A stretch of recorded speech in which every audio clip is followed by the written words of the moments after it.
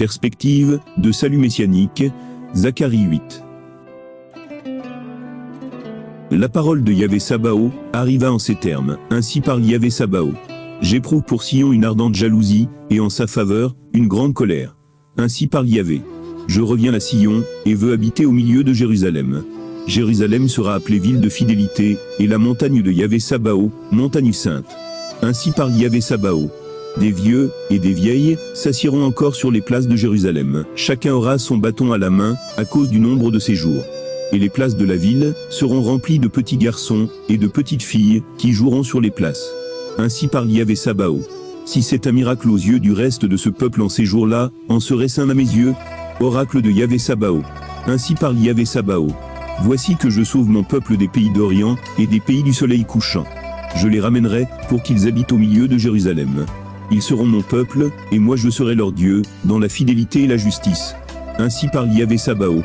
Que vos mains se fortifient, vous qui entendez en ces jours, ces paroles de la bouche des prophètes, qui prophétisent depuis le jour, où furent jetées les fondations du temple, de Yahvé Sabaoth, pour la reconstruction du sanctuaire.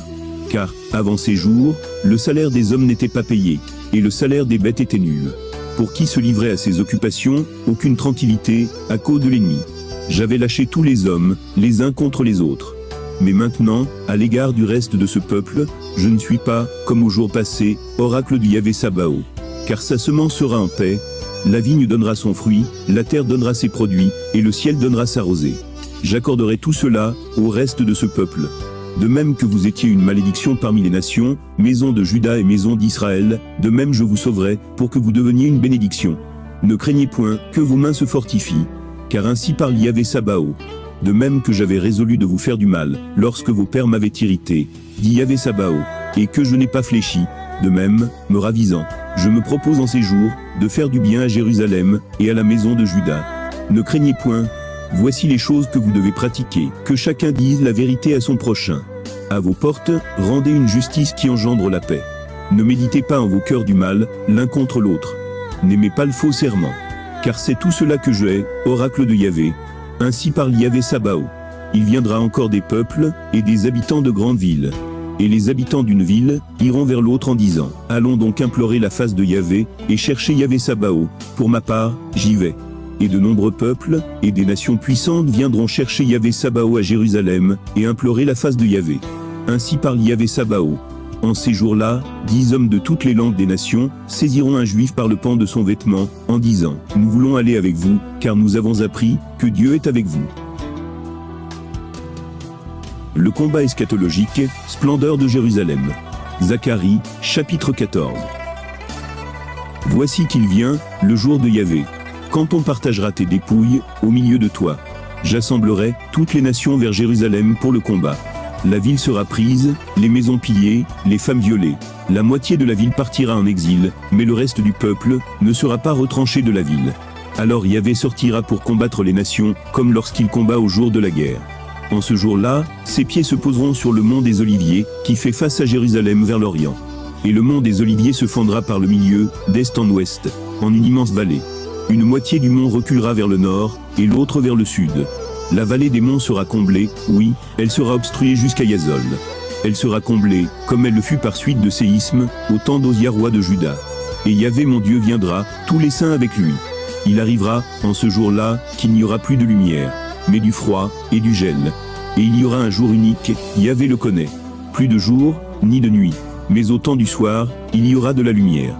Il arrivera, en ce jour-là, que des eaux vives sortiront de Jérusalem, moitié vers la mer orientale, moitié vers la mer occidentale. Il y en aura été, comme hiver. Alors Yahvé sera roi sur toute la terre. En ce jour-là, Yahvé sera unique, et son nom unique. Tout le pays retournera en plaine, depuis Jéba, jusqu'à Rimon du Négueb. Jérusalem sera exaucée, et habitée en son lieu, depuis la porte de Benjamin, jusqu'à l'emplacement de l'ancienne porte, jusqu'à la porte des angles, et de la tour de Hananéel, jusqu'au pressoir du roi. On y habitera, il n'y aura plus d'anathème, et Jérusalem sera habitée en sécurité. Et voici la plaie, dont Yahvé frappera tous les peuples qui auront combattu contre Jérusalem. Il fera pourrir leur chair, alors qu'ils se tiendront debout. Leurs yeux pourriront dans leurs orbites, et leur langue pourrira dans leur bouche. Il arrivera, en ce jour-là, qu'il y aura de part Yahvé, une grande panique parmi eux. Chacun saisira la main de son compagnon, et ils lèveront la main, l'un, contre l'autre. Juda, lui aussi combattra à Jérusalem. Les richesses de toutes les nations alentour seront rassemblées. Or, argent, vêtements, en énorme quantité. Pareil sera la plaie des chevaux, des mulets, des chameaux, des ânes, et de toutes les bêtes qui se trouvent dans les camps. Une plaie semblable à celle-là. Il arrivera que tous les survivants de toutes les nations qui auront marché contre Jérusalem monteront année après année se prosterner devant le roi Yahvé Sabaoth et célébrer la fête des tentes. Celle des familles de la terre qui ne montera pas se prosterner à Jérusalem devant le roi Yahvé Sabaoth. Il n'y aura pas de pluie pour elle. Si la famille d'Égypte ne monte pas et ne vient pas, il y aura sur elle la plaie dont Yahvé frappe les nations qui ne monteront pas célébrer la fête des tentes. Telle sera la punition de l'Égypte, et la punition de toutes les nations qui ne monteront pas célébrer la fête des tentes. En ce jour-là, il y aura sur les grelots des chevaux, consacrés à Yahvé, et les marmites de la maison de Yahvé seront comme des coupes à aspersion devant l'autel. Toute marmite, à Jérusalem et en Juda, sera consacrée à Yahvé Sabaoth. Tous ceux qui offrent un sacrifice viendront en prendre et cuisineront dedans. Et il n'y aura plus de marchands dans la maison de Yahvé Sabaoth en ce jour-là.